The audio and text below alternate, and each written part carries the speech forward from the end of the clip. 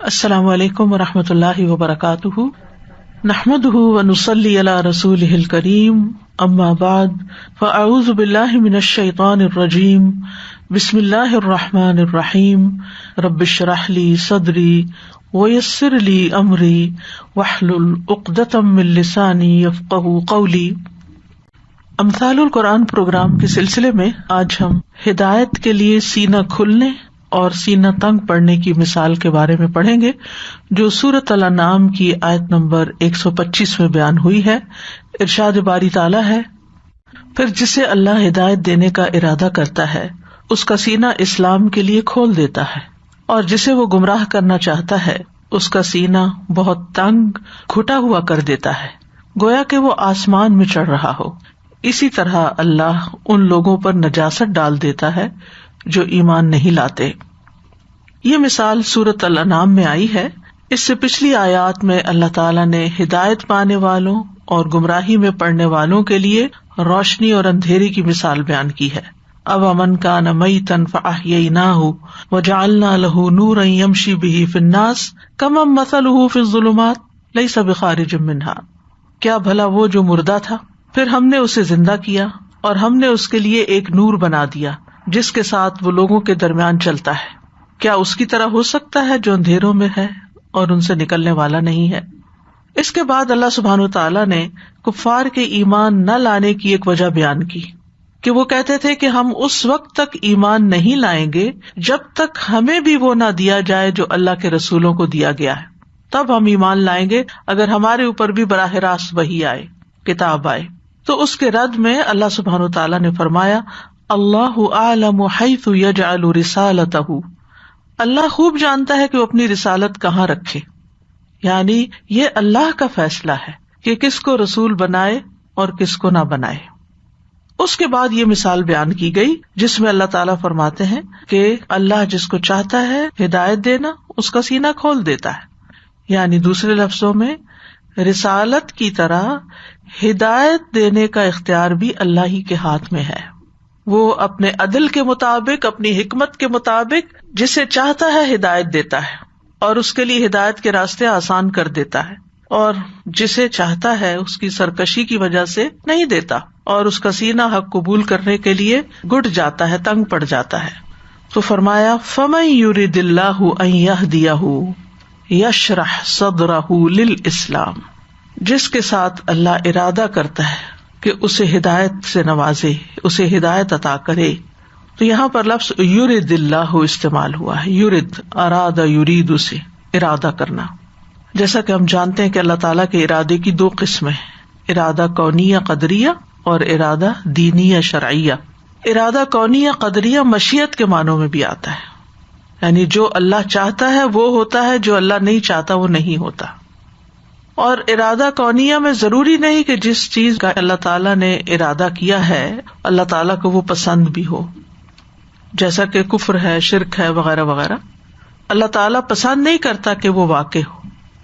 پھر اسی طرح دوسرا ہے ارادہ دینیہ شرعیہ، یہ صرف اس چیز میں ہوتا ہے جسے اللہ تعالیٰ پسند کرتا ہے اور اس سے راضی ہوتا ہے، اور اس کا تعلق ہر اس چیز کے ساتھ ہے جس کا اللہ نے اپنے بندوں کو کرنے کا حکم دیا ہے۔ اور یہاں اس آیت میں کون سا ارادہ مراد ہے؟ ارادہ کونیہ مراد ہے، پہلی قسم کا ارادہ، یعنی جس کو اللہ ہدایت دینا چاہتا ہے، ہدایت دینے کا ارادہ کرتا ہے۔ اور جیسا کہ ہم جانتے ہیں کہ ہدایت کا معنی لطف و کرم کے ساتھ کسی کی رہنمائی کرنا، اور ہدایت بھی دو طرح کی ہوتی ہے، ایک ہدایت توفیق ہوتی ہے اور ایک ہدایت ارشاد ہوتی ہے۔ ہدایت توفیق کیا ہوتی ہے؟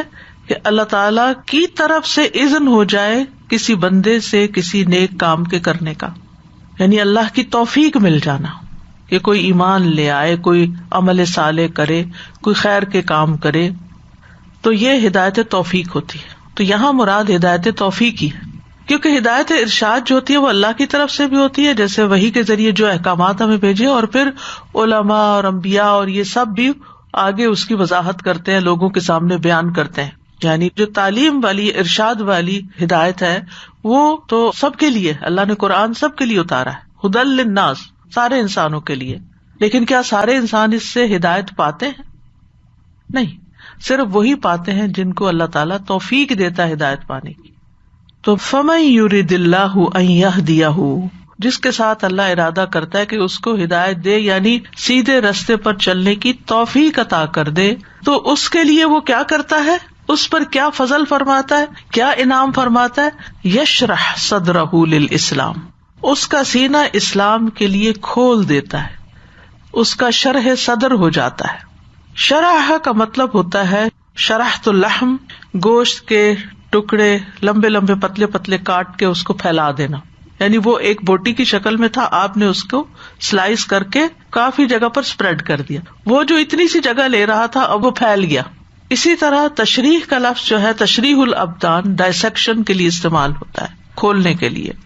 اور شرح صدر سے مراد مانوی طور پر اس کو کھولنا ہے، کھلا کرنا، وسیع کرنا، فزیکلی نہیں، یعنی کوئی ہارٹ سرجری مراد نہیں ہے، بلکہ اس سے مراد اللہ سبحانہ وتعالیٰ کا انسان کے سینے میں نور ڈال دینا، سکون اور اطمینان ڈال دینا، جس کی وجہ سے وہ بہت وسیع ہو جاتا ہے، کھلا ہو جاتا ہے، اس کے اندر ایکسیپٹنس بڑھ جاتی ہے. اسی کی دعا حضرت موسیٰ علیہ السلام نے کی تھی، قال رب اشرح لی صدری، اے میرے رب میرا سینہ کھول دے، یعنی وسیع ہو جائے کہ میں تیرے ہر حکم کو قبول کر لوں. نبی صلی اللہ علیہ وسلم کے بارے میں فرمایا الم نشرح لک صدرک، کیا ہم نے آپ کا سینہ آپ کے لیے کھول نہیں دیا؟ پھر اسی طرح سورۃ زمر میں آتا ہے افمن شرح اللہ صدرہ للاسلام، کیا بھلا وہ جس کا سینہ اللہ نے اسلام کے لیے کھول دیا، یعنی اس کے اندر ایکسیپٹنس کا لیول بڑھ گیا، اس کے لیے حق کو قبول کرنا بہت آسان ہو گیا، اس نے حق کو ویلکم کیا، کسی بھی چیز کو حق کی قبولیت کے راستے میں رکاوٹ نہیں بننے دیا، کوئی چیز آڑے نہیں آئی، جو حق آیا اندر آتا چلا گیا، اور اتنی جگہ تھی کہ اس نے اس کو قبول کر لیا اور مزید اس کے اندر وسعت پیدا ہو گئی. اور یہ اللہ تعالیٰ کا بہت بڑا انعام ہوتا ہے کسی کے لیے. ورنہ ہم دیکھتے ہیں کہ بہت سے لوگ ایسے تھے جو نبی صلی اللہ علیہ وسلم کی بات کو سن نہیں پاتے تھے، وہ کہتے تھے لا تسمعوا لهذا القرآن، وہ سننا بھی نہیں چاہتے تھے، والغوا فیہ، شور مچاؤ اس میں، کوئی سننے نہ پائے، کسی کے کان تک نہ پہنچے، یعنی اتنی ریزسٹنس تھی. لیکن جن لوگوں کے سینے کھل گئے، ان کو ہدایت مل گئی، ان کی اللہ کی کتاب سے وحی سے محبت بڑھ گئی. خود نبی صلی اللہ علیہ وسلم کیا چاہتے تھے کہ جبریل علیہ السلام جلد سے جلد آیا کریں، ان سے ملاقات زیادہ ہو، زیادہ سے زیادہ کچھ سیکھ سکیں. اور صدر سینے کے لیے استعمال ہوتا ہے جس میں دل ہوتا ہے، اس کی جمع صدور ہوتی ہے، وحصل ما فی الصدور. تو شرح صدر سے مراد پھر کیا ہوا؟ سینے کا وسیع ہو جانا، ہدایت کے لیے کھل جانا. اور للاسلام، اسلام کا مطلب ہوتا ہے اپنے آپ کو اللہ کے حکم کے تابع کر دینا، اپنے آپ کو اللہ کے سپرد کر دینا. اور یہاں اسلام سے مراد توحید اور ایمان ہے. ابن جریج کہتے ہیں کہ جب وہ یہ آیت پڑھتے تھے فَمَن يُرِدِ اللَّهُ أَن يَهْدِيَهُ يَشْرَحْ صَدْرَهُ لِلْإِسْلَامِ، تو کہتے کہ اس سے مراد ہے لا الہ الا اللہ، یعنی لا الہ الا اللہ کے کلمے کے لیے انسان کے سینے میں بہت وسعت پیدا ہو جاتی ہے، یعنی وہ لا الہ الا اللہ کو بہت خوشی کے ساتھ قبول کر لیتا ہے. انسان کے لیے اسلام کو قبول کرنا آسان ہو جاتا ہے، اور اسی طرح توحید کی بات اس کے دل کو خوش کر دیتی ہے. ابن عباس اس آیت کے بارے میں کہتے ہیں کہ اللہ اس کے دل کو توحید اور ایمان کے لیے کشادہ کر دیتا ہے، یعنی اٹ میک سینس ٹو ہم، اور وہ اس کی تلاش میں ہوتا ہے، اور جب وہ چیز مل جاتی ہے تو اس کو خوشی سے قبول کر لیتا ہے. اسلام پر عمل کرنا اس کے لیے آسان ہو جاتا ہے. اسلام کے ہر حکم کو دل کی خوشی کے ساتھ قبول کرتا ہے.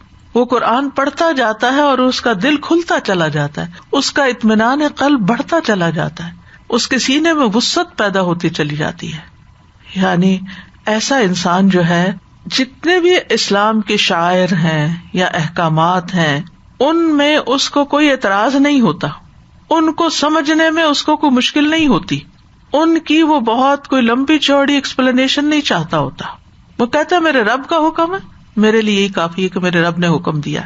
آپ دیکھیں بندوں میں سے بھی جس سے آپ کو محبت ہوتی ہے، جس پر آپ کا اعتماد ہوتا ہے، اس کی چھوٹی سی بات بھی آپ کے لیے بڑی امپورٹنٹ ہوتی ہے. وہ بڑے سے بڑا مشکل کام بھی آپ کو کہہ دے تو آپ کے لیے بوجھ نہیں ہوتا، آپ اس کو خوشی کے ساتھ کرتے ہیں. دل کی وسعت کے ساتھ کرتے، محبت کے ساتھ کرتے ہیں.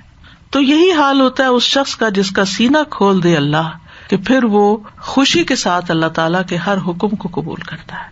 لا الہ الا اللہ اس کے لیے ایک بڑا خوشگوار ایکسپیرئنس ہوتا ہے. اس کے بعد اس کے لیے نماز کا وقت آتا ہے. وضو کرنا اس کو مشکل نہیں لگتا، خوشی سے وضو کرتا ہے، کیونکہ اس کو معلوم ہے کہ اللہ تعالیٰ پاک صاف رہنے والوں سے محبت کرتا ہے. تو وہ اللہ کی محبت حاصل کرنے کے لیے خوشی کے ساتھ آگے بڑھتا ہے. وہ پاک صاف رہنے کو پسند کرتا ہے. ہر طرح کی گندگی اور نجاست سے اس کو نفرت ہوتی ہے، چاہے وہ شرک کی ہو، چاہے وہ فزیکل کوئی نجاست ہو. نماز اس کو بوجھ نہیں لگتی. اس کے برعکس منافق کا حال آپ دیکھیں، وَإِذَا قَامُوا إِلَى الصَّلَاةِ قَامُوا كُسَالَىٰ، حتیٰ کہ اس کو تہجد پڑھنا بھی خوشگوار ایکسپیرینس لگتا ہے. جب سارے لوگ سو رہے ہوتے ہیں تو اس کو اٹھنے میں لذت آتی ہے. وہ رمضان کی آمد کا سنتا تو اس کا دل خوشی سے کھل اٹھتا ہے. وہ اس خوف میں نہیں ہوتا کہ ہائے بڑے مشکل ہوں گے اس سال روزے کیونکہ بہت لمبے ہیں. نہیں، وہ اس بھوک کو بھی انجوائے کرتا ہے جو وہ اللہ کی خاطر برداشت کرتا ہے. وہ ضبط نفس، اپنے نفس کی خواہشات پہ کنٹرول کرتا ہے کیونکہ اس کے سینے میں ایک وسعت ہوتی. وہ حج کے سفر کو مشقتوں بھرا ہونے کے باوجود بھی انجوائے کرتا ہے. وہ اللہ کے راستے میں زکوٰۃ دیتا ہے یا صدقات دیتا ہے تو دے کر خوش ہوتا ہے. دینے سے اس کے دل میں اور وسعت آتی ہے کیونکہ اللہ تعالیٰ اس کے لیے یہ عمل آسان کر دیتا ہے. فَأَمَّا مَنْ أَعْطَى وَاتَّقَى وَصَدَّقَ بِالْحُسْنَى فَسَنُيَسِّرُهُ لِلْيُسْرَىٰ، یعنی اللہ تعالیٰ اس کے لیے یہ سارے کام آسان کر دیتے ہیں. یہی چیزیں جو دوسروں کو بڑی مشکل لگتی، کسی کو کچھ دینا، آتا، ہر طرح کی خیر بانٹنا، واتقا اللہ کا خوف، اللہ کا تقوی اختیار کرنا، اور بھلائی کی بات، سچی بات کی فوراً تصدیق کرنا. اللہ کا بالکل ٹھیک ہوگا، نو پرابلم، کیونکہ دل کھلا ہے نا، ہر چیز کو وہ ویلکم کر رہا ہے. اور اللہ تعالیٰ بھی اس کے لیے رستے آسان کرتے ہیں، حتیٰ کہ جنت کا رستہ بھی اس کے لیے آسان کر دیتے ہیں. اس کے برعکس وَأَمَّا مَن بَخِلَ وَاسْتَغْنَىٰ وَكَذَّبَ بِالْحُسْنَىٰ فَسَنُيَسِّرُهُ لِلْعُسْرَىٰ، اس دوسرے شخص کے لیے تنگیاں ہو جاتی، دل بھی گھٹا بخل کی وجہ سے، اور باقی کام بھی اس کو بڑے مشکل لگتے ہیں. تو کوئی بھی حکم ہو، حجاب کا حکم ہو، سود سے بچنے کا ہو، کچھ بھی، کوئی قضاء و قدر کا معاملہ ہو، اس کی زندگی میں کوئی مشکل وقت ہو، وہ اللہ کے ہر فیصلے پہ راضی ہوتا چلا جاتا ہے، اس کا شرح صدر ہوتا چلا جاتا ہے. وہ ان تمام اعمال پر خوشی اور مسرت اور خندہ پیشانی سے عمل کرتا ہے جو اللہ اور اس کے رسول صلی اللہ علیہ وسلم کی طرف سے اس کو پہنچتے ہیں.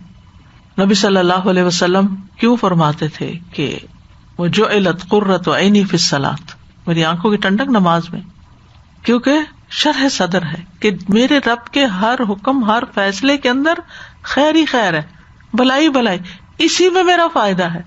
چاہے مجھے یہ کام مشکل لگتا ہے لیکن میرا فائدہ اس میں ہے. تو وہ شخص حق کا اعتراف کرتا ہے، نیکی کر کے خوش ہوتا ہے. وہ جنت کے حصول کے لیے اپنی انا قربان کر دیتا ہے. وہ ہر طرح کی مشکلوں کو پار کرتا چلا جاتا ہے، ہر طرح کے امتحان سے خوشی کے ساتھ گزرتا چلا جاتا ہے. وہ اللہ تعالیٰ کے احکامات کے آگے جھکتا چلا جاتا ہے.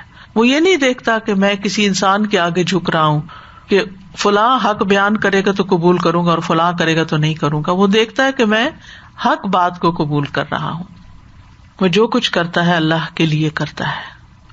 اور اصل میں تو اللہ سبحانہ وتعالیٰ نے ہر نفس کے اندر فجور اور تقویٰ تو رکھ ہی دیا ہے، اور جو اپنا تزکیہ کرتا رہتا ہے وہی فلاح پاتا ہے، اور جو اس کو آلودہ کر لیتا ہے وہ نامراد ہو جاتا ہے.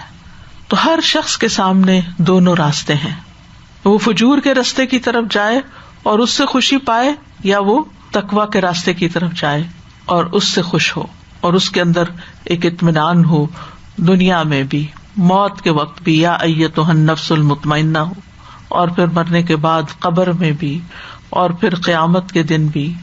اور یہ ایکسپیرئنس انسان کو زندگی کے ہر مرحلے میں ہوتے ہیں کہ وہ کس کام سے خوش ہوتا ہے، کیا چیز اس کی خوشی میں اضافے کا باعث بنتی ہے، اور کس چیز سے وہ تنگ دل ہوتا ہے. ہم میں سے ہر ایک کے لیے ایک کرائٹیریا ہے یہ دیکھنے کے لیے کہ ہمارا سینہ حق کے لیے کھلا ہے یا ہمارا سینہ باطل کی طرف جاتا ہے، یعنی اس کا شرح صدر غلط کاموں سے ہوتا ہے اور برائی کی طرف لپکتا ہے. کیونکہ اس کے برعکس وَمَن يُرِدْ أَن يُضِلَّهُ يَجْعَلْ صَدْرَهُ ضَيِّقًا حَرَجًا اور جس کو اللہ تعالیٰ گمراہ کر دیتا ہے، یعنی گمراہ کرنے کا ارادہ کرتا ہے، اس کا سینہ تنگ اور گھٹا ہوا کر دیتا ہے۔ یدل اضل یدل ادلال سے ہے دوسرے کو گمراہ کرنا۔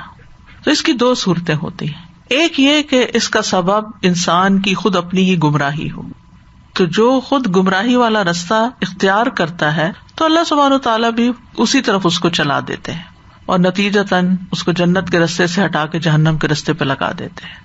اور حقیقت یہ ہے کہ انسان جب کسی رستے کو اختیار کر لیتا ہے تو اس سے مانوس بھی ہونے لگتا ہے اور اس کو اچھا سمجھنے لگتا ہے، حتیٰ کہ اس کے اوپر ایسا جم جاتا ہے کہ اسے ہٹانا ہی مشکل ہو جاتا ہے، اور وہ کام اس کی فطرت کا حصہ بن جاتے ہیں، تو اللہ تعالیٰ بھی اس کے لیے وہی رستہ پھر آسان کر دیتے ہیں، اور نیکی کے لیے اس کا سینہ تنگ ہو جاتا ہے۔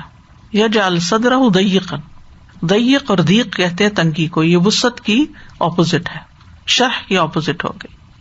اور حرجن، حرج یا حرج سے ہے، سمع یسمع کے وزن پہ آتا ہے۔ حرج کے معنی ہے کئی چیزوں کا جمع ہو جانا، اور جب بہت سی چیزیں اکٹھی ہو جاتی ہیں نا تو تنگی پیدا ہو جاتی ہے، بہت لوگ ایک کمرے میں اکٹھے ہو جائیں، بہت سی چیزیں آپ کی فریج میں اکٹھی ہو جائیں، یعنی کہیں پر بھی بہت ساری چیزوں کا اجتماع ہوتا ہے تو وہاں تنگی آ جاتی ہے، گھٹا ہوا ماحول ہو جاتا ہے۔ اور یہ بھی کہا جاتا ہے حرج درختوں کا وہ جھنڈ جس میں کوئی چیز داخل نہ ہو سکے، ایسا درخت جس کو ایسی جھاڑیوں نے گھیر رکھا ہو کہ اس کے اندر جانا مشکل ہو، تنگی، راستہ ہی تنگ ہو۔ جوہری کہتے ہیں مکان حرج و مکان حرج، اس کا مطلب ہے کہ یہ جگہ درختوں کی کثرت کی وجہ سے اتنی تنگ ہے کہ چرنے چگنے والے جانور وہاں تک نہیں پہنچ سکتے۔ طبری کہتے ہیں حرج شدید تنگی کو کہتے ہیں، یہ وہ چیز ہوتی ہے جس کے شدید تنگ ہونے کی وجہ سے کوئی چیز اس کے اندر داخل ہو کے آر پار نہیں ہو سکتی، دوسری طرف نہیں جا سکتی۔ اور ایک قول یہ بھی ہے کہ حرج کا لفظ اس وقت بولا جاتا ہے جب کوئی انسان بے قرار ہو جائے، بے قراری کی حالت، تو اللہ اس کے سینے کو بے قرار کر دیتا ہے، تنگ ہو جاتا ہے، شکوک و شبہات دل میں پیدا ہو جاتے ہیں، اور اس انسان کو اطمینان قلب نصیب نہیں ہوتا، مطمئن نہیں ہوتا۔ قرآن مجید میں آتا ہے ثم لا یجدوا فی انفسہم حرجا مما قضیت ویسلموا تسلیما، پھر اپنے دلوں میں وہ اس سے کوئی تنگی محسوس نہ کریں، یعنی جو بھی اللہ کا حکم آئے۔ سورۃ الحج میں آتا ہے وما جعل علیکم فی الدین من حرج، اور تم پر دین کی کسی بات میں تنگی نہیں اس نے ڈالی۔ اب ضیقاً بھی تنگ ہے اور حرجن بھی تنگ ہے، تو یہ دو کیوں لائے گئے ہیں؟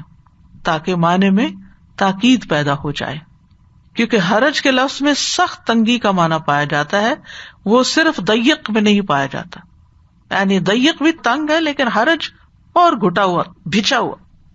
تو مطلب یہ ہے کہ کفر کی وجہ سے، حق کے انکار کی وجہ سے اس کا سینہ گھٹا رہتا ہے، اور یہ ہوتا ہے جب انسان کسی کی صحیح بات کو، نصیحت کو، حق بات کو جھٹلا دیتا ہے تو اس کے بعد چین میں نہیں رہتا، وہ چاہے ضد میں آ کے انا کا شکار ہو کے کہہ دے میں نہیں مانتا تمہاری بات۔ عموماً یہ ہوتا ہے نا کہ جب کوئی کسی کو نصیحت کرتا ہے تو کوئی آسان نہیں ہوتا اس کی نصیحت قبول کرنا، فوری ریاکشن انسان کا کیا ہوتا ہے، ڈیفینسو موڈ میں آ جاتا ہے۔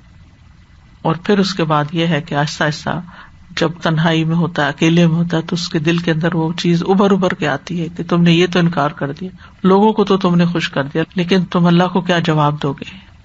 تو بہرحال ایسا انسان جو حق کو جھٹلا دیتا ہے، سچی بات کو جھٹلا دیتا ہے، حقیقت کو مانتا نہیں ہے، وہ کبھی خوش نہیں رہ سکتا، اس کے اندر بے چینی رہتی ہے، چاہے وہ اللہ کا حق مار رہا ہو یا بندے کا حق مار رہا ہو۔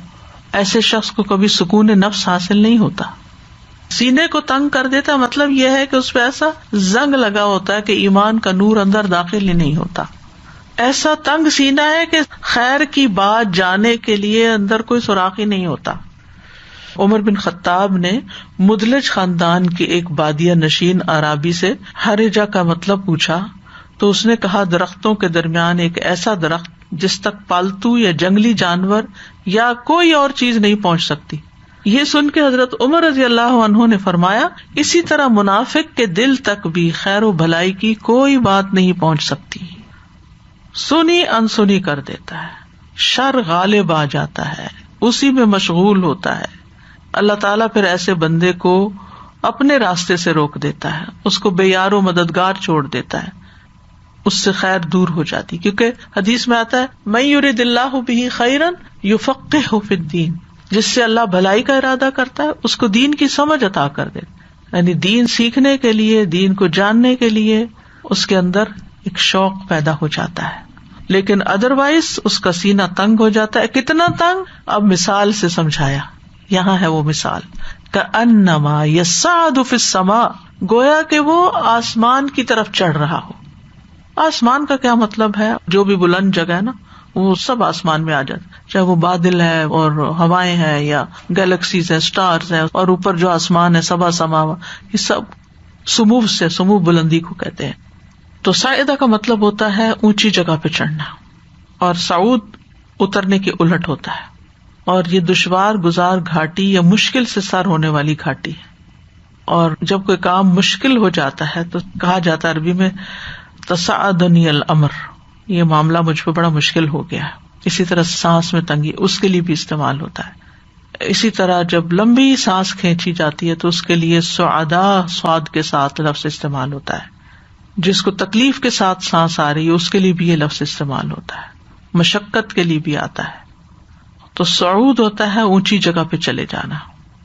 اب کأنما یصعد فی السماء، کسی بھی اونچی جگہ پہ چڑھنا، چاہے پہاڑی پہ چڑھنا ہو، چاہے سیڑھی چڑھنا ہو، چاہے کسی اور طریقے سے اوپر جانا ہو، فضا کے اندر اوپر اوپر اوپر، تو آکسیجن کی کمی ہو جاتی ہے اور انسان کا سانس تنگ ہونے لگتا ہے، سینہ گھٹنے لگتا ہے، سانس لینے میں دقت پیش آتی ہے.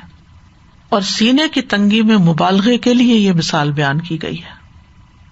یعنی اس طرح کہ اس شخص کو ایسے آدمی کے ساتھ تشبیہ دی گئی ہے جو ایسا کام کرنے کی کوشش کرتا ہے جس پر اس کو قدرت حاصل نہیں ہوتی. جیسا کہ آسمان کی طرف چڑھنا ایسی چیز ہے جو طاقت کے دائرے سے خارج ہے، لہذا ایسے شخص کے لیے کوئی نیکی کا کام کرنا بڑا مشکل ہوتا ہے.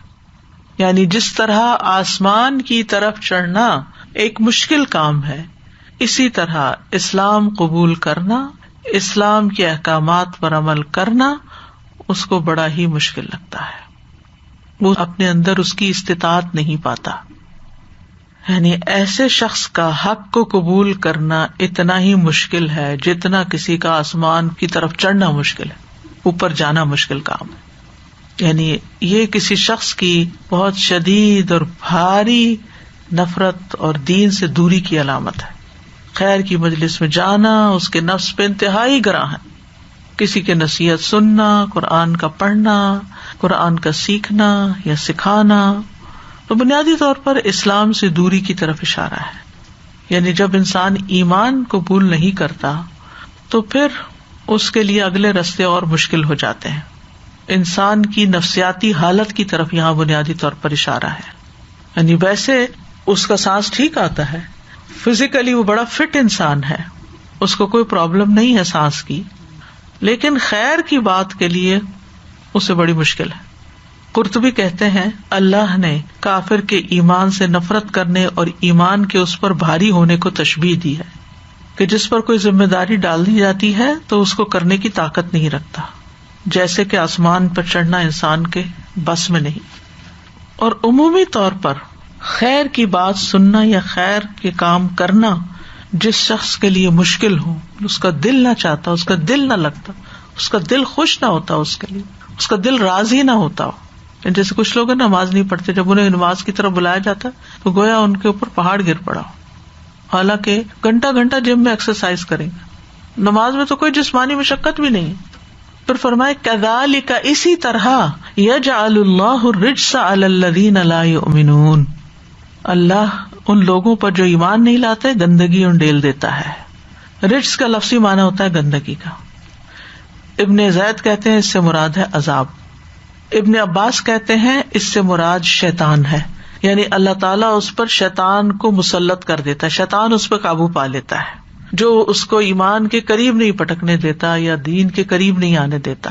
جیسا کہ سورۃ زخرف میں بھی آتا ہے وَمَن يَعْشُ عَن ذِكْرِ الرَّحْمَنِ نُقَيِّضْ لَهُ شَيْطَانًا فَهُوَ لَهُ قَرِينٌ، جو رحمان کے ذکر سے آنکھیں بند کر لیتا ہے ہم اس پر ایک شیطان مسلط کر دیتے ہیں جو اس کا ساتھی بن جاتا ہے. بعض کہتے ہیں کہ رجس سے مراد دل کی تنگی، قلق، اضطراب، بے چینی، بے اطمینانی ہے. جو ایمان نہیں لاتا، یعنی اس نے انکار تو کر دیا نہیں مانی بات، لیکن اس کے بعد اس کے اندر خوشی نہیں رہی، جیسا کہ قبول کرنے والے کے اندر ایک وسعت آ جاتی ہے دل میں، وسیع دل. اور آپ دیکھیے کہ دل کی وسعت جو ہے وہ زندگی میں کتنا فائدہ دیتی ہے. انسان بڑی بڑی باتیں سہ جاتا ہے، لوگوں کی غلطیوں کو معاف کر دیتا ہے، دوسروں کو دے کر خوش ہوتا ہے. یعنی وہی کام جو تنگ دل انسان کے لیے بڑی مشکل ہوتے ہیں، اس کے لیے بڑے ہی آسان ہے. یعنی کچھ لوگ ہوتے ہیں نا کہ ان کو تھوڑا سا بھی مال خرچ کرنا پڑے تو ان کے اوپر موت آ جاتی ہے، جیسے گویا موت کے تجربے سے گزر. اور کچھ لوگ دائیں بائیں آگے پیچھے دن رات اوپر نیچے جہاں ضرورت ہوتی ہے خیر بانٹتے چلے جاتے ہیں اور بانٹ کر ان کو کوئی ملامت نہیں، ندامت نہیں ہوتی. ان کے اندر ایک اطمینان ہوتا ہے، خوشی آتی، دل اور کھل جاتا ہے. وہ جو لطف آتا ہے اس کے بعد مزید نیکی کرنے کو دل چاہتا ہے. اسی لیے آپ دیکھیں کہ جو لوگ رمضان کے روزے انجوائے کرتے ہیں نا، ان کے لیے شوال کے روزے بائیں ہاتھ کا کھیل ہوتا ہے. ان کو ایک لطف حاصل ہوتا ہے، ایک لذت حاصل ہوتی ہے. جو رمضان میں تراویح پڑھ لیتے ہیں نا، ان کے لیے بعد میں قیام اللیل بڑا آسان ہو جاتا ہے، کیونکہ وہ اس تجربے سے گزر چکے ہوتے ہیں اور وہ اس کو سمیٹ لیتے ہیں، ان کے لیے آسانی ہو جاتی ہے. تو ایمان والی زندگی شرح صدر والی زندگی ہوتی ہے، اور ایمان کے بغیر زندگی قلق اور گھٹن والی زندگی ہوتی ہے. سورۃ طٰہٰ میں آتا ہے وَمَنْ أَعْرَضَ عَنْ ذِكْرِي فَإِنَّ لَهُ مَعِيشَةً ضَنْكًا، اور جو میری یاد سے منہ موڑے گا اس کی زندگی تنگ ہو جائے گی. ابن کثیر کہتے ہیں کہ نہ ہی اسے اطمینان ملتا ہے، نہ ہی اس کا سینہ وسیع ہوتا ہے، بلکہ گمراہی کی وجہ سے اس کا سینہ گھٹن اور تنگی والا ہوتا ہے. اگرچہ ظاہری طور پر وہ خوشحال ہی کیوں نہ ہو، ملینئر ہے، کیونکہ دل تنگ ہے، اندر کوئی خوشی نہیں، مال ہے، بے تحاشا مال ہے، مینشن میں رہتا ہے، ہر سہولت ہے زندگی، طرح طرح کے کھانے ہیں میز پر، لیکن دل کی خوشی کوئی نہیں، کیونکہ دل میں اللہ کی پہچان نہیں، اللہ کی محبت نہیں، ایمان کا نور نہیں، ہر چیز بے ذائقہ بے مزہ ہو کے رہ گئی ہے. ابن کثیر کہتے ہیں خواہ وہ اپنی مرضی کا لباس ہی کیوں نہ پہنتا ہو، اپنی مرضی کا کھاتا ہو، جہاں چاہتا ہو رہائش رکھتا ہو، لیکن اس کا دل یقین اور ہدایت تک نہیں پہنچتا. وہ پریشانی، حیرت اور شک میں ہی رہتا ہے، وہ ہمیشہ ہی متردد رہتا ہے، اور یہ چیز معیشت ضنکا میں سے ہے، ہر وقت ایک بے چینی ہے اندر. رجس کا ایک معنی دنیا میں لعنت اور آخرت میں عذاب بھی ہے. بغوی اپنی تفسیر میں لکھتے ہیں، زجاج کہتے ہیں رجس کا مطلب دنیا میں لعنت برسنا اور آخرت میں عذاب میں گرفتار ہونا ہے. مجاہد کہتے ہیں رجس سے مراد ہر وہ چیز جو خیر سے خالی ہو، یعنی کفر اور شرک کی ناپاکی کا زنگ طے در طے ان کے دلوں پہ چڑھ جاتا ہے کہ پھر دلوں پہ مہر لگ جاتی ہے، ہدایت ملنا مشکل ہو جاتی ہے. وَأَمَّا الَّذِينَ فِي قُلُوبِهِم مَرَضٌ فَزَادَتْهُمْ رِجْسًا إِلَىٰ رِجْسِهِمْ، رہے وہ لوگ جن کے دلوں میں بیماری ہے تو اس نے ان کو ان کی گندگی کے ساتھ اور گندگی میں زیادہ کر دیا. تو بہرحال اس مثال میں دو کردار بتائے گئے، ایک وہ جس کا سینہ ایمان کے نور سے منور ہے، جو نیکی سے لذت پاتا ہے، جس کے اندر یقین اور توکل کی دولت ہے، اللہ اور اللہ کے بندوں سے محبت کی دولت ہے، وہ نیکی کو بوجھ نہیں سمجھتا. اس کے برعکس دوسرا کردار جس کے اندر ایمان، علم اور یقین نہیں ہے، اس کا سینہ تنگ اور گھٹا ہوا ہے، اس کا دل شبہات اور شہوات کے سمندر میں ڈوبا ہوا ہے، بھلائی اس تک راہ نہیں پا سکتی اور نہ بھلائی کے لیے دل کھلتا ہے. اور اس آیت سے یہ بھی بات پتہ چلتی ہے کہ ہمارا سینہ جو ہے، یا دوسرے معنوں میں دل جو ہے، یہ وہ مقام ہے، وہ جگہ ہے جہاں اللہ کی معرفت ہوتی ہے، اللہ کی محبت ہوتی ہے، اللہ پر ایمان ہوتا ہے، یقین ہوتا ہے، اطمینان ہوتا ہے، ایک نور ہوتا ہے، اور ایک انابت کی کیفیت ہوتی ہے، ایک رغبت کی کیفیت ہوتی ہے، ایک رہبت کی کیفیت ہوتی ہے. اور جس کا سینہ ایمان کے لیے کھل جائے اسے رب کی طرف سے نور ملتا ہے. افمن شرح اللہ صدرہ للاسلام فہو علی نور من ربہ، اس کے سینے پر نور کا نزول ہوتا ہے. اسی لیے میں ریکمینڈ کرتی ہوں کہ اگر دل پہ کسی قسم کا بوجھ یا ایک قلق اور بے چینی اور ایسی کیفیات آئیں تو اللہ سے نور مانگیں. اور نماز کے بعد، جیسے فجر کے بعد تو ہم مانگتے ہی ہیں، سنت اور فرض کے بیچ میں نور کی دعا، باقی نمازوں میں بھی اگر شروع کر دیں فرض کے بعد بیٹھ کے، یعنی جب کبھی ایسی کیفیت ہو تو آپ دیکھیں گے کہ نہ صرف اطمینان قلب بڑھے گا بلکہ زندگی میں فیصلے بڑے آسان ہو جائیں گے، کیونکہ کلیئرٹی آف تھاٹ آ جاتی کہ کیا کرنا اور کیا نہیں کرنا. تو جو ایمان والا ہوتا ہے اس کا قلب مطمئن بالایمان ہوتا ہے، اور جس کا سینہ کفر کے لیے کھل جاتا ہے اس پر اللہ کا غضب ہوتا ہے. جس کا سینہ ایمان کے لیے کھل جاتا ہے اس کے لیے دنیا میں بھی خوشخبریاں ہیں. الا ان اولیاء اللہ لا خوف علیہم ولا هم يحزنون الذین آمنوا وکانوا یتقون لهم البشری فی الحیاۃ الدنیا وفی الآخرہ. دنیا اور آخرت میں امن ہوتا ہے، اس کی قبر بھی کشادہ ہوتی ہے. رسول اللہ صلی اللہ علیہ وسلم نے فرمایا مومن شخص اپنی قبر میں سبز باغیچے میں ہوتا ہے، جیسے آپ کسی پارک میں بیٹھے ہوئے ہیں. آج کل کتنے لش گرین پارکس ہو رہے ہیں. ایسے ہی مرنے کے بعد ہوتا وہ اندھیرے میں قبر میں، لیکن اس کو کیا فیلنگ ہوتی ہے؟ جیسے وہ کسی پارک میں بیٹھا ہوا ہے، سبز باغیچہ.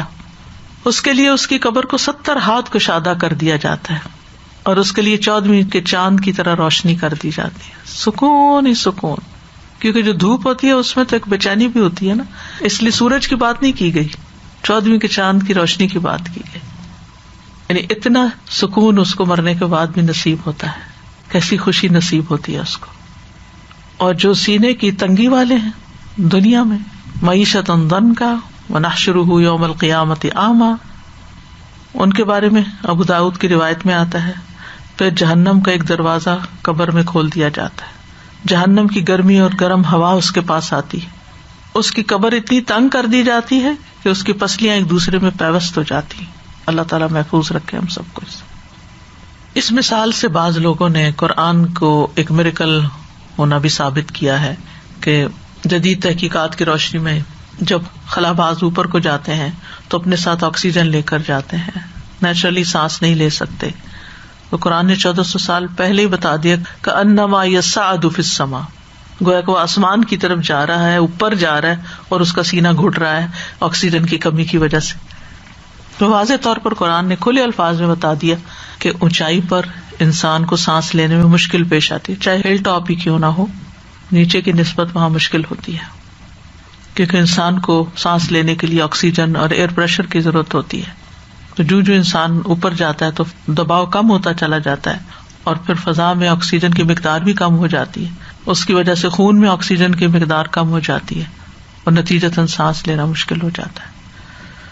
تو دین کا انکار کر دینا، دین پہ نہ چلنا، بظاہر دیکھنے میں یوں لگتا ہے کہ جیسے انسان بہت سی پابندیوں سے آزاد ہو گیا ہے، لیکن ایسے انسان کا دل اندر سے جکڑا ہوا ہوتا ہے. ایک سائیکاٹرسٹ ہیں پیٹرک گلن، وہ کہتے ہیں کہ پچھلے 25 سالوں میں نفسیات میں کی گئی تحقیقات سے ثابت ہوتا ہے کہ مذہبی عقیدہ مجموعی طور پر انسان کی ذہنی صحت اور خوشی کو برقرار رکھنے میں مدد دیتا ہے. یعنی جس کا ایک بلیف ہوتا ہے اس کی زندگی نسبتاً زیادہ آسان ہوتی ہے بنسبت اس کے کہ جس کا بلیف نہیں ہوتا. تو اس مثال سے کچھ باتیں ہمیں سیکھنے کو ملی کہ انسان اگر ہدایت چاہتا ہے تو پھر ہدایت کی طلب رکھے، ایمان کی دعوت کو قبول کرے، کیونکہ وَإِنَّ اللَّهَ لَهَادِ الَّذِينَ آمَنُوا إِلَىٰ صِرَاطٍ مُسْتَقِيمٍ، بے شک اللہ ان لوگوں کو جو ایمان لائے یقیناً سیدھے رستے کی طرف ہدایت دینے والا ہے. تو ایمان لاتے ہی انسان کے لیے سیدھا رستہ کھل جاتا ہے، وہی کی پیروی کرے. فَأَمَّا الَّذِينَ آمَنُوا بِاللَّهِ وَاعْتَصَمُوا بِهِ فَسَيُدْخِلُهُمْ فِي رَحْمَةٍ مِّنْهُ وَفَضْلٍ وَيَهْدِيهِمْ إِلَيْهِ صِرَاطًا مُّسْتَقِيمًا. یہ سورۃ نساء میں آتا ہے. تو جو لوگ ایمان لائے اور اسے مضبوطی سے تھام لیا تو عنقریب اللہ انہیں اپنی خاص رحمت اور فضل میں داخل کرے گا اور انہیں اپنی طرف سیدھے رستے کی ہدایت دے گا. پھر اسی طرح جو قرآن کی پیروی کرتا ہے، قد جاءکم من اللہ نور وکتاب مبین یہدی بہ اللہ من اتبع رضوانہ سبل السلام ویخرجہم من الظلمات الی النور بإذنہ ویہدیہم الی صراط مستقیم. تو قرآن کو تھامنا، اس نور اور روشنی اور اس واضح کتاب کو پکڑ کے رکھنا انسان کے لیے سلامتی کے رستے کھول دیتا ہے. انسان کو اللہ تعالیٰ اندھیروں سے نکال کے روشنی کی طرف لے جاتا ہے، سیدھے رستے کی طرف انسان کی رہنمائی کرتا ہے. پھر اللہ سبحانہ وتعالیٰ کے ساتھ مضبوط تعلق یہ ہدایت کا ذریعہ بنتا ہے. وَمَن يَعْتَصِم بِاللَّهِ فَقَدْ هُدِيَ إِلَىٰ صِرَاطٍ مُّسْتَقِيمٍ. سورۃ آل عمران میں آتا ہے جو شخص اللہ کو مضبوطی سے پکڑ لے گا، یعنی اللہ پہ بھروسہ کرے گا، اللہ سے تعلق رکھے گا، تو یقیناً اسے سیدھے راستے کی طرف ہدایت دی گئی. پھر نبی صلی اللہ علیہ وسلم پر ایمان اور آپ کی پیروی، کیونکہ وَإِنَّكَ لَتَهْدِي إِلَىٰ صِرَاطٍ مُّسْتَقِيمٍ وَإِنَّكَ لَتَدْعُوهُمْ إِلَىٰ صِرَاطٍ مُّسْتَقِيمٍ. یاسین والقرآن الحکیم، انک لمن المرسلین علی صراط مستقیم. تو نبی صلی اللہ علیہ وسلم کی پیروی کرنا، ان کے پیچھے چلنا صراط مستقیم کے راستے کھول دیتا ہے، اس کی ہدایت مل جاتی ہے انسان کو. پھر قرآن و سنت میں جو نصیحتیں ہیں، ہمیں احکام دیے گئے ہیں، ان پہ عمل کرنا. وَلَوْ أَنَّهُمْ فَعَلُوا مَا يُوعَظُونَ بِهِ لَكَانَ خَيْرًا لَهُمْ وَأَشَدَّ تَثْبِيتًا وَإِذًا لَآتَيْنَاهُمْ مِن لَّدُنَّا أَجْرًا عَظِيمًا وَلَهَدَيْنَاهُمْ صِرَاطًا مستقیما. اگر واقعی وہ اس پہ عمل کرتے جو انہیں نصیحت کی جاتی ہے تو یہ ان کے لیے بہتر اور زیادہ ثابت قدم رکھنے والا ہوتا، اور اس وقت ہم یقیناً انہیں اپنے پاس سے بہت بڑا اجر دیتے، اور یقیناً ہم انہیں سیدھے راستے پر چلاتے. اسی طرح زید بن ارقم کی روایت میں آتا ہے کہ نبی صلی اللہ علیہ وسلم نے فرمایا، اللہ عز و جل کی کتاب ہی اللہ کی رسی ہے، جو اس کی پیروی کرے گا وہ ہدایت پہ رہے گا، جو چھوڑ دے گا گمراہی پر رہے گا. پھر اللہ کی طرف بڑھنا، اللہ سے ہدایت مانگنا، ہدایت کا شوق رکھنا. تو اللہ تعالیٰ ہدایت میں والذین اہتدوا زادہم ہدی انہم فتیۃ آمنوا بربہم وزدناہم ہدی. اللہ تعالیٰ فرماتے ہیں، حدیث قدسی ہے، اے ابن آدم تو میری طرف کھڑا ہو، میں تیری طرف چل کے آؤں گا، تو میری طرف چل کے آ، میں تیری طرف دوڑ کے آؤں گا. تو ایسا نہیں کہ اللہ تعالیٰ ظلم کے ساتھ کسی کو ہدایت نہیں دیتا، لیکن انیشیٹو بندے کی طرف سے ہونا چاہیے، اور پھر رجوع کرے اللہ کی طرف. وَيَهْدِي إِلَيْهِ مَنْ أَنَابَ. کسی بھی معاملے میں جہاں پر بھی انسان سمجھے کہ میں پتہ نہیں ٹھیک کر رہا ہوں یا غلط کر رہا ہوں، تو اللہ تعالیٰ کی طرف رجوع کرے اور اللہ سے ہدایت مانگے. اور پھر شرح صدر کی کچھ علامات ہوتی ہیں کہ شرح صدر ہے یا نہیں. اس میں سب سے بڑی بات یہ ہے کہ انسان دین اسلام پر خوشی سے راضی ہوتا ہے، وہ شرماتا نہیں کہ میں مسلمان، اس پر عمل کرنے سے گھبراتا نہیں. اللہ کا حکم سن کے بندہ خوش ہو جاتا ہے، اللہ کے احکامات کو خوشی سے قبول کرتا ہے، اللہ کی نازل کردہ شریعت پہ راضی ہو جاتا ہے، عبادات پہ دل لگتا ہے. عبداللہ بن محمد کہتے ہیں، میں اور میرے والد انصاریوں میں ہمارے سسرالیوں کے ہاں کسی کی عادت کے لیے گئے تو نماز کا وقت ہو گیا، تو اس نے بیمار نے اپنے گھر والوں میں سے کسی کو کہا، لڑکی میرے لیے وضو کا پانی لاؤ کہ شاید میں نماز پڑھ لوں تو راحت پاؤں. ہم کہتے بیمار ہو تم آرام کرو، نماز کیا پڑھنی. کہتے ہیں ہم نے ان کا یہ جملہ پسند نہ کیا، تو انہوں نے کہا، میں نے رسول اللہ صلی اللہ علیہ وسلم کو سنا، آپ فرماتے تھے، اے بلال اٹھو، ہمیں نماز کے ساتھ راحت پہنچاؤ. تو شرح صدر کی علامت یہ ہوتی ہے کہ نیکی اور اطاعت کے کاموں میں سکون ملتا ہے، راحت نصیب ہوتی ہے. انسان خوشی سے اللہ کے حکم پر، رسول صلی اللہ علیہ وسلم کے حکم پر سمعنا و اطعنا کہتا ہے. عبداللہ بن مسعود کہتے ہیں، ہم رسول اللہ صلی اللہ علیہ وسلم کے ساتھ ہوتے تھے تو آپ کو کسی بھی معاملے میں صرف ایک بار کہنے کی ضرورت پیش آتی تھی، ہم فوراً اس کو کر لیتے تھے. ہمارا حال کیا ہے، پہلے ہم پوچھیں گے یہ حدیث صحیح ہے، پھر کہتے حدیث ہی تو ہے، کون سی قرآن کی آیت ہے. شرح صدر کی ایک علامت یہ بھی ہوتی ہے کہ انسان اپنا آپ اللہ کے سپرد کر دیتا ہے. اسلمت لرب العالمین، اللہ کی رضا کے کاموں میں لگا رہتا ہے. ومن الناس من یشری نفسہ ابتغاء مرضات اللہ، لوگوں میں سے کوئی وہ ہے جو اللہ کی رضا مندی تلاش کرنے کے لیے اپنی جان بیچ دیتا ہے، جان مار دیتا ہے، جان قربان کر دیتا ہے. باقی چیزیں تو باقی ہیں، کیونکہ جان دینا سب سے مشکل کام ہوتا ہے. حدیث میں آتا ہے انسان اللہ کی رضا حاصل کرتا ہے اور اس میں مسلسل لگا رہتا ہے تو اللہ تعالیٰ جبریل سے فرماتا ہے، میرا فلاں بندہ میری رضا کی تلاش میں ہے، آگاہ رہو، اس پر میری رحمت ہے. پھر وہ آسمانوں میں اعلان کر دیتے ہیں اور آس پاس کے سارے فرشتے یہی کہنے لگتے ہیں، پھر یہی بات زمین پر آ جاتی ہے کہ فلاں پہ اللہ کی بڑی رحمت ہے. شرح صدر والا انسان نصیحت کی بات سن کے اسے فوراً قبول کرتا ہے، اللہ کے فیصلوں پہ راضی ہوتا ہے. عبادہ بن صامت کہتے ہیں، ایک آدمی نبی صلی اللہ علیہ وسلم کے پاس آیا اور کہا، اے اللہ کے نبی، کون سا عمل افضل ہے؟ آپ نے فرمایا اللہ پر ایمان لانا، اس کی تصدیق کرنا، اس کے راستے میں جہاد کرنا. اس نے کہا، اللہ کے رسول، میں اس سے آسان کام چاہتا ہوں. فرمایا عفو درگزر کرنا، صبر کرنا. اس نے کہا، میرا تو اس سے بھی آسان عمل کا ارادہ ہے. آپ نے فرمایا، اللہ تعالیٰ تمہارے بارے میں جو فیصلہ کر دیں اس پر اللہ تعالیٰ کو الزام نہ دینا کہ میرے ساتھ ایسا کیوں کیا. وائی می نہیں ہونا چاہیے. اللہ اور اس کے رسول کے فیصلوں کو عدل کے خلاف نہیں سمجھنا چاہیے کہ اٹس ناٹ فیئر. نیور سے اٹ اگین. کبھی زندگی میں کہا بھی ہو تو اللہ تعالیٰ کسی پر ظلم نہیں کرتا. اس کے برعکس جو شخص ہدایت قبول نہیں کرتا، گمراہی کے راستے پہ چل پڑتا ہے، تو اس کے بھی کچھ اسباب ہوتے ہیں. یعنی گمراہ ہونا کی بھی کچھ وجوہات ہوتی. اللہ تعالیٰ اس کو توفیق نہیں دیتا، لیکن اس کی چوائس کیا ہوتی ہے، وہ خود کفر اور شرک کو اختیار کر لیتا ہے، ایمان کا انکار کر دیتا ہے، اللہ اور اس کے رسول کی نافرمانی کرتا ہے۔ وَمَن يَعْصِ اللَّهَ وَرَسُولَهُ فَقَدْ ضَلَّ ضَلَالًا مُبِينًا، اللہ کے راستے سے روکتا ہے۔ آباء و اجداد کی اندھی تقلید، آخرت کے مقابلے میں دنیا کی زندگی کو پسند کرنا، ابلیس کی طرح تکبر کرنا، تو ہدایت نہیں ملی۔ پھر اس کو ظلم کرنا، وَيُضِلُّ اللَّهُ الظَّالِمِينَ، دنیا کی حرص اور لالچ رکھنا، خواہشات کی پیروی کرنا۔ سورۃ صاد میں آتا ہے نا، اللہ تعالیٰ نے داؤد علیہ السلام کو فرمایا تھا وَلَا تَتَّبِعِ الْهَوَىٰ فَيُضِلَّكَ عَن سَبِيلِ اللَّهِ، خواہش کی پیروی نہ کرنا ورنہ تجھے اللہ کے راستے سے بھٹکا دے گی۔ سورۃ جاسیہ میں آتا ہے أَفَرَأَيْتَ مَنِ اتَّخَذَ إِلَٰهَهُ هَوَاهُ وَأَضَلَّهُ اللَّهُ عَلَىٰ عِلْمٍ وَخَتَمَ عَلَىٰ سَمْعِهِ وَقَلْبِهِ وَجَعَلَ عَلَىٰ بَصَرِهِ غِشَاوَةً فَمَن يَهْدِيهِ مِن بَعْدِ اللَّهِ أَفَلَا تَذَكَّرُونَ۔ بھلا آپ نے اس شخص کے حال پہ غور کیا جس نے اپنی خواہش نفس کو الہ بنا رکھا ہے اور اللہ نے علم کے باوجود اسے گمراہ کر دیا ہے۔ یعنی جب انسان خواہشات کے پیچھے چلتا ہے تو بھلے علم ہو پھر بھی بھٹک جاتا ہے، کیونکہ وہ ہدایت نہیں چاہتا، وہ دل کی پیروی کرنا چاہتا ہے، مرضی چاہتا ہے۔ پھر برے اعمال کو اچھا سمجھنا، یہ بھی بھٹکنے کی ایک علامت ہے، یعنی اپنی غلطیوں کو جسٹیفائی کرتے رہنا۔ پھر حد سے بڑھ جانا، شک کرنا، کذالک یضل اللہ من هو مسرف مرتاب۔ تو سینے کی تنگی کی پھر علامتیں کیا ہوتی ہیں؟ توحید کی بات، ایمان کی بات، عمل صالح کی بات انسان پہ بڑی بھاری ہوتی ہے، قرآن کانوں پر بوجھ ہوتا ہے، جیسے کہ سورۃ فصلت میں آتا ہے قل هو للذین آمنوا ھدی وشفاء والذین لا یؤمنون فی آذانہم وقر وہو علیہم عمی۔ ایمان والوں کے لیے قرآن ہدایت اور شفا ہے، اور جو مانتے نہیں ان کے کانوں میں بوجھ ہے اور ان کے حق میں اندھا ہونے کا باعث ہے۔ ہدایت کی بات سمجھ ہی نہیں آتی۔ ہدایت کے لیے انسان اللہ اور اس کے رسول کی تعلیمات کی طرف رجوع نہیں کرتا، اگر کوئی نصیحت کر دے تو وہ قبول نہیں کرتا۔ حل کیا ہے؟ سینے کی تنگی کا علاج کیا ہے؟